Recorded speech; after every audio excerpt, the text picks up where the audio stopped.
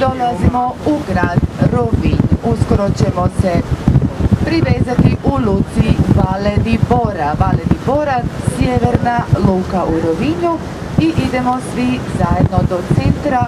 Otprilike 20 minuta ostaćemo zajedno, a kasnije imate slobodno vrijeme.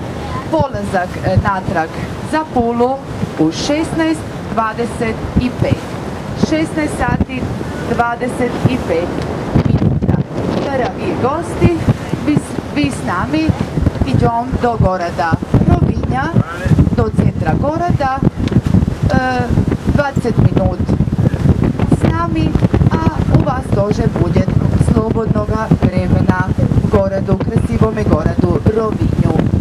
Odpravljajem se prema gradu Puli u 16:25. 16:25. Prešu vas na karablji 16:25. Ladies and gentlemen, we are getting closer to Rovinj. We are going to dock soon in the northern harbor called Valle di Bora, and we go all together for some 20 minutes to the center of the old town. I'm going to show you the town, and then you will have your free time. So departure will be at 4:25. Departure at 4:25 from here back home, back to Pula. Please everybody be on time.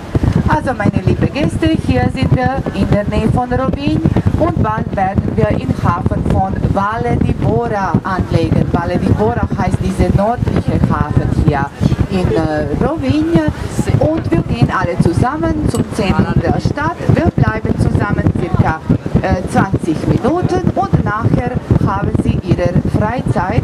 Also Abfahrt wieder zurück nach Hause wird um 16:25.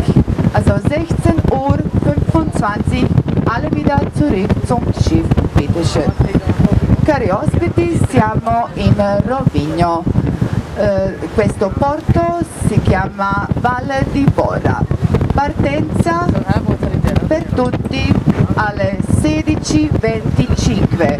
Tutti al bordo 16:25. Preghiamo tutti al bordo 16:25.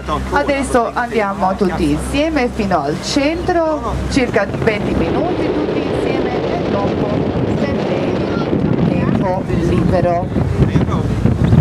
Beautiful town of Rovinj. Have a look to the right hand side. We call it Little Venice because it was built during the period of the Venetian Republic. Also kleine Venedig nennen wir diese nette Städtchen. Es wurde gebaut zur Zeit von Venezianische Republik. Piccola Venezia per noi in Croazia perché questo era territorio